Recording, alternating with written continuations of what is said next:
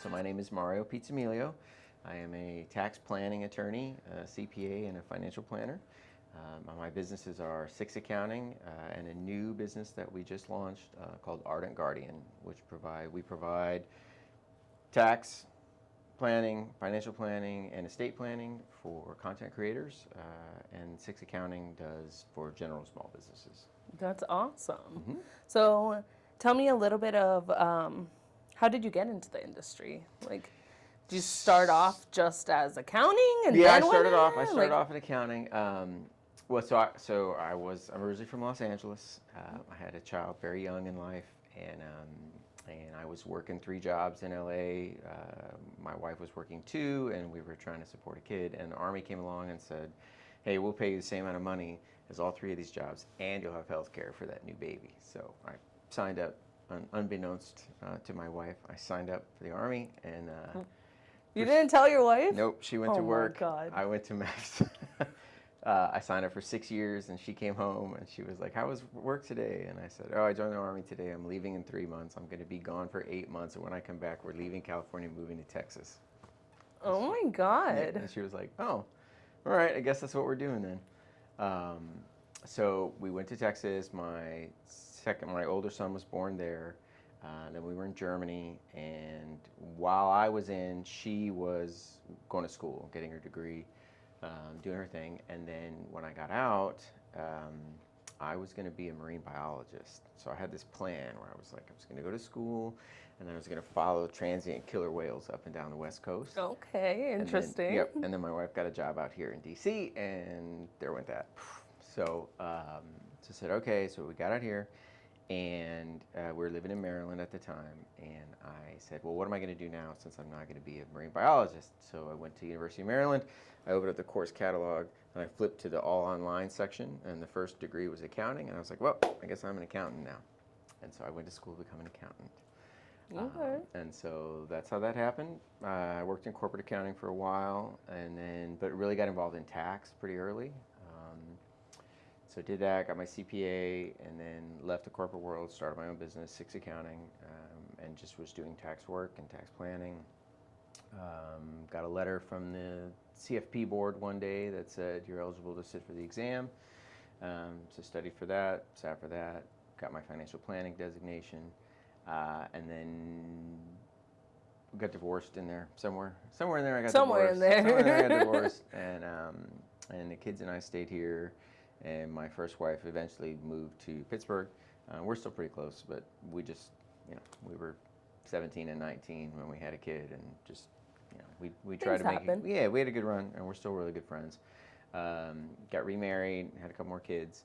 And then we were having dinner one night, and we got Chinese food, and the fortune cookie said, you would be a good lawyer. And so I was like, fuck it, I'll take the bar exam. Oh my God. It sounds like all of this was just like on a whim.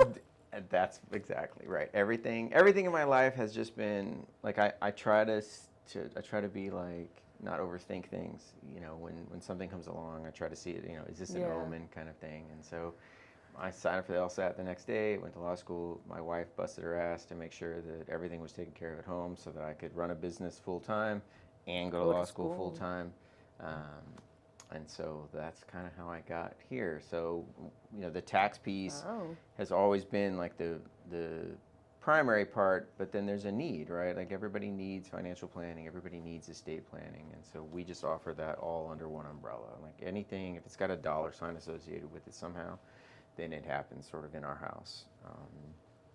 And a couple of years ago, I guess right after COVID, we started noticing a big shift to like the online content creation. Social media yeah, stuff. right. And at first, like, it's just kind of like a COVID fad, but I really think COVID sort of solidified it all, right? Definitely. Where now it's like you've got, people are making money on Twitch, on YouTube, on OnlyFans, on Patreon. TikTok is the biggest thing, I feel like. It's insane, right? And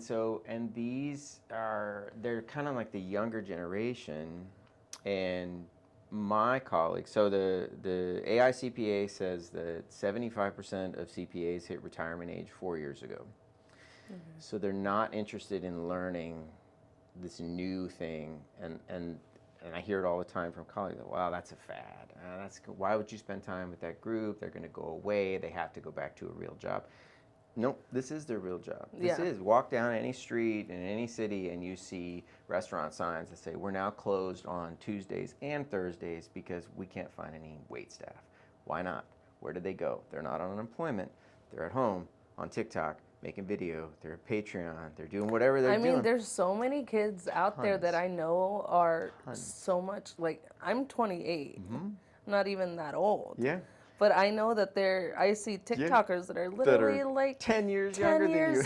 Old, not even 10 years younger, 10 years old. Yeah. And they're just making slime and glitter, and it's That's like it. this And they're playing whole with it. thing. Yeah, yeah. And so nobody in the finance, the legal world is focusing on this younger generation and the money that's being made to help them with taxes. We did a tax plan for somebody the other day. They're overpaying in taxes by like $25,000. Nobody had ever talked to them about. I mean, I would have no idea. Nobody, we have one lady, she says, I got a 1099. I don't know what this is. I was a teacher and now I'm doing online stuff. What is this? I said, well, you're a business owner. Well, I didn't know that.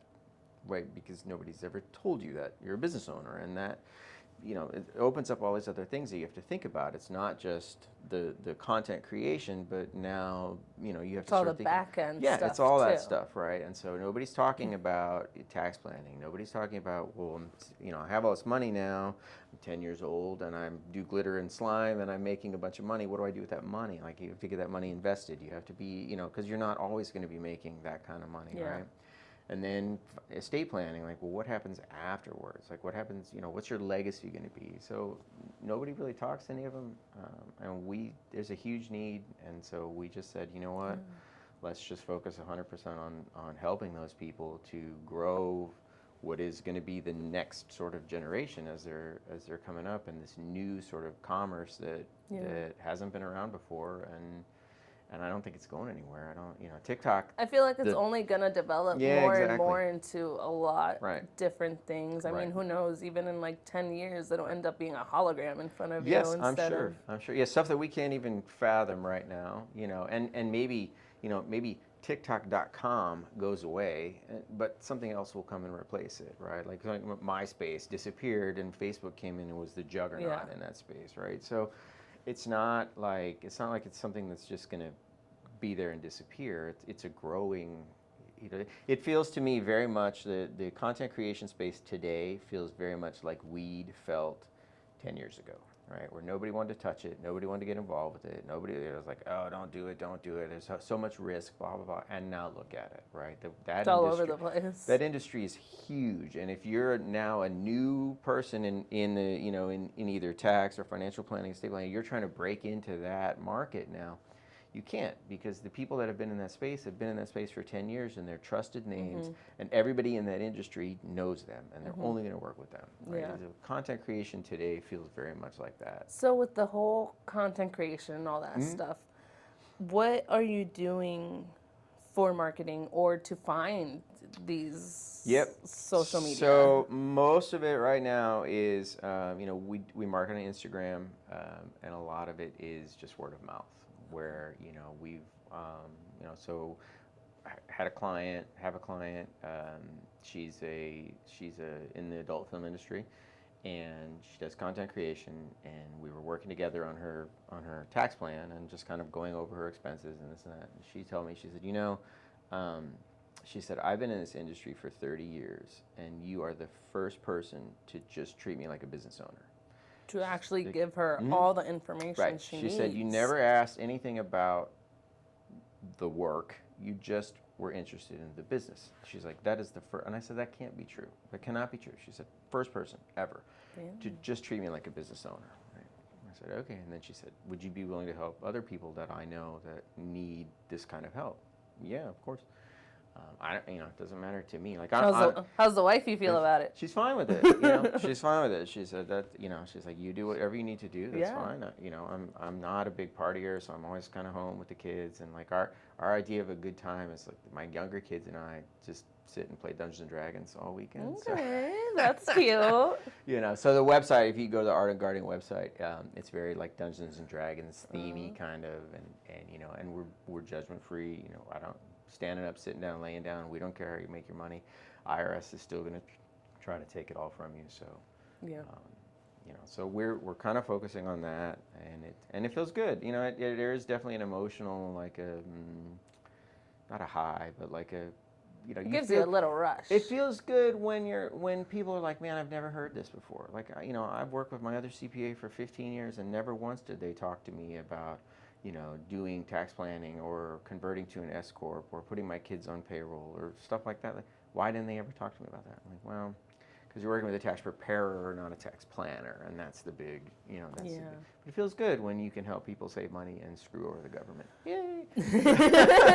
Do you think that's what would be the most rewarding part of your job? Do you think that? I think that's definitely the most rewarding part is when I can sit down and talk to somebody either brand new in business, didn't really realize that they were a business owner and help them get on the right path, or somebody that's been in business for a long time and has just been shelling out cash and realizing now, like, wow, you look at how much money, like this is this is the price of a small minivan. Like, what? How are we paying all that? And you can show them, and they're very appreciative of it.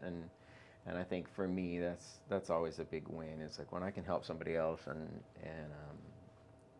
see the smile on their face, or even if it's over email, and there's little emojis, like you can just tell that they're very excited, they're very happy about it. And it comes down to the and it all to the bucks. Right. That's at the end of the day, right? That's really what it's all about, right? What are you finding, maybe, or what have you found within your career that is maybe one of the biggest challenges when it comes down to like speaking into the nitty-gritty of the financial?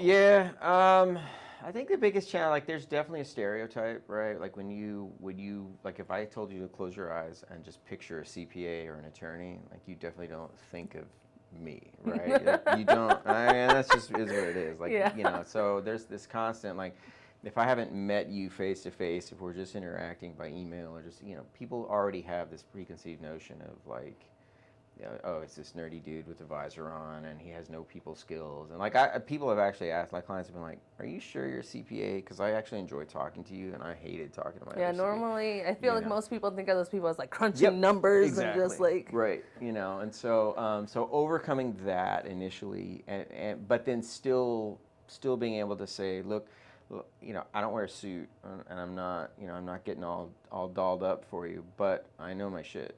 I've been doing tax for 20 years. I've been doing estate planning. I've been doing this financial planning. Like, I know what I'm talking about, but just because I wear a Dungeons and Dragons T-shirt doesn't mean that I don't. So kind of overcoming that is a little bit, and then the other thing has always been like, I look younger than I am, and so people they don't really take me seriously. Like, I have to be like, oh, I'm 47 years old and I've been doing this for 20 years, and they're like, wait, what? I thought you were 25. How did you? And I'm like, yeah, I have a 28-year-old kid, and and a grandchild. We're at the same. My dad is the same. Well, I told you my dad's name is Mario too. Yeah, that's awesome. He's 48. Okay. Same thing. I'm 28. Yeah, and same he has exact thing. 3 grandkids. Wow. Yeah, my granddaughter is 4 months old. Oh, congratulations! Oh, thank you. Yeah, very exciting. But she was born like right in the middle of tax season. And I was like, that's really poor planning on you guys, this part. Like, I don't think you were thinking. It's like you weren't thinking ahead.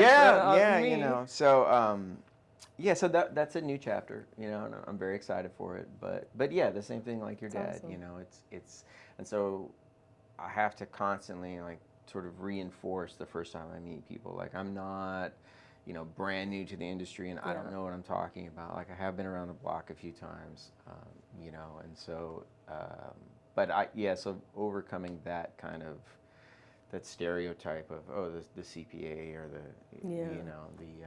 the attorney and or the financial, like what's a I'm looking for a guy in finance, right? Oh, So, yeah. yeah, I'm like, I'm not that guy. Like, I don't. That's not me. But and I think a part of that is just like I grew up in LA. It's a different upbringing than people Yeah. that have grown up like in sort of wealth, and we never had any of that. So like for me, it's like this is just who I am. Like I'm showing up with a T-shirt and I eat roller dogs from 7-Eleven and drink White Monster all day long, but I know my shit, and when we sit But I down can and we're crunch talking your about, numbers, we can talk about all this stuff, and I'm happy to talk about it. Yeah. So I think once you get past that sort of stereotype of, hey, this is a different kind of guy, then people seem to be, at least from my perception, like they sort of relax a little bit, Yeah. right? Like, oh, this guy's not going to talk down to me, or They're like, let him take over. yeah, he doesn't have like his little law library in the background. It's just not. That's not. That doesn't help people feel comfortable. So, and do you work mostly with, like you were saying, business owners and stuff, but individual, like business owners, 1099 business owners, or do you work with also a little bit bigger companies as well that have employees under their belt? Yeah, we work with some larger. So like our real bread and butter is like if it's a business owner and maybe like 1 or 2, 3 employees, right? But if you're getting to that like business owner and 15 employees and 7 different locations, like that's not. You really need somebody bigger than what we are. Okay. So our sweet spot is like if you're grossing between 100 and $1 million. Is really where we can show you the most amount of tax savings. We can take the most amount of work off your plate. We can help streamline your investment plan and get you on a good estate plan. What would a piece of advice be to future generations that want to go into business, but they don't even know like where do we start at, or what, like? It's all here. It's all 100% of it is mindset. Like if you have a feeling that you can do it, do it. Don't let anybody else tell you can't. Don't listen to the people that say, oh, this is a fad, that'll never work. There's a lot of them out there. There's a lot of them out there that'll tell you you're just wasting your time. Go get a nice, cushy government job because it's safe and secure. And if that's what floats your boat, that's great. But if you really have that entrepreneurial drive and you really have a calling towards whatever it is, even if it's playing Minecraft on Twitch, like if that's really what puts a fire in your belly, do it. Just don't listen to what anybody else is saying and take the first right step and just keep moving forward. Are there any specific steps that these people should be taking once it comes down to their financial process? Like, what would be the first step? Yeah, so the first year, so the first year I always tell people, like, just try to keep your expenses as light as possible, right? Because really during that initial setup phase, like, cash is king and you don't want to be blowing it on shit that you don't need, right? So really and truly just, use Excel to keep track of your expenses. You don't need to go out and get an accounting software. You don't need to hire a bookkeeper on day one. You don't need to bring in like us, right? Like a firm that's going to handle everything, all payrolls and bookkeeping and planning. That first year, just establish you. Just establish, hey, is this the right thing for me? Is it really, is sitting in a chair for 4 hours a day playing Minecraft online really what I thought it was going to be, or was it only cool in my head?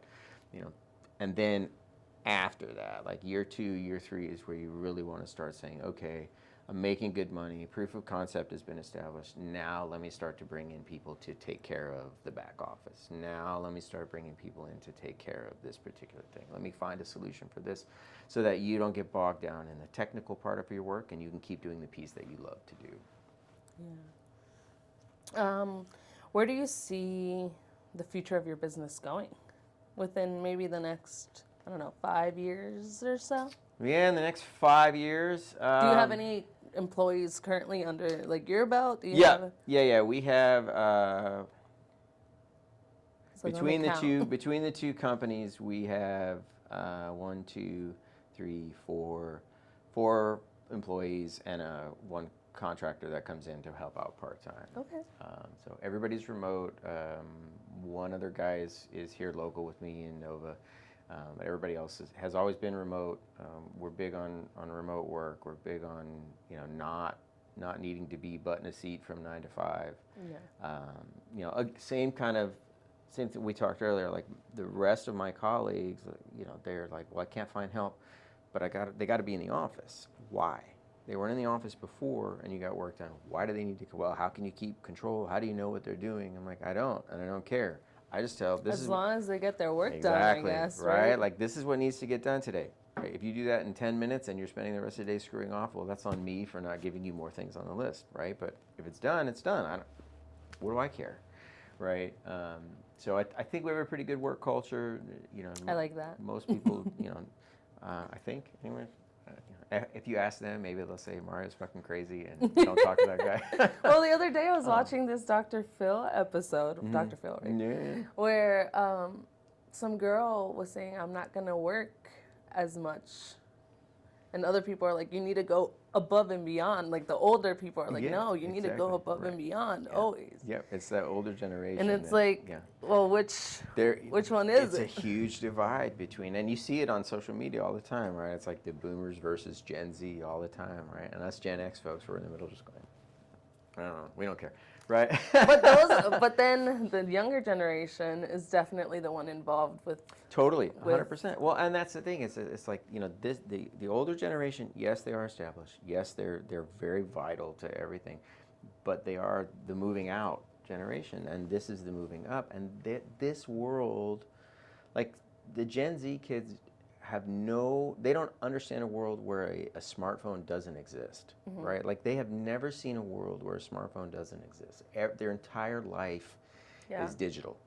Everything, right? Which is why even like if you see like NFPs, right? And they're like, why is this a popular thing? Because digital is their world, and it's only the beginning, right? Yeah. Like we're seeing like the Windows 3.1 version of AI right now. What's it going to be when it gets to the Windows 11? There's an AI version already?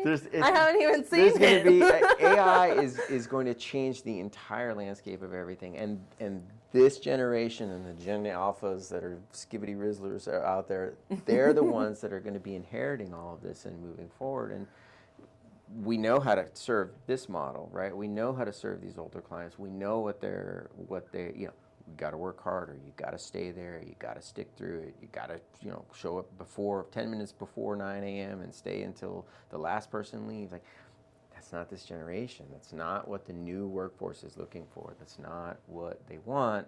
And unfortunately, a lot of my colleagues are here. They're here. They're focused on here, and they go, well, no, you can't do that. No, you got to do that. No, it can't be that way. Well, and why? Why? Just because that's the way you did it, that's the way it happened then. Like there's no corded phones anymore, but the world is still surviving. Yeah. Right? There's no VCRs anymore, but the world is still surviving. Yeah. Like why is it, why can't we look at what they're doing down here and going, hey, you know what, let's embrace this. Let's embrace this technology. Let's embrace their culture. Let's embrace the thing that they want to see. What is important to them is not the same as what's important up here, right? And so really we need to make that shift to be able to say, what are they doing? What do they enjoy? What do they like? Where are their pain points? And how can we help with that, right? You were mentioning AI right now. What do you think about AI coming into the financial world? Do you think AI can someday take over that financial world? I've seen Terminator and I've seen iRobot. I know where this is headed. I mean, I think you could definitely see. I think the industries that are safe from AI really right now are hands-on blue-collar skills. Like an AI is not going to come in and be a plumber, right?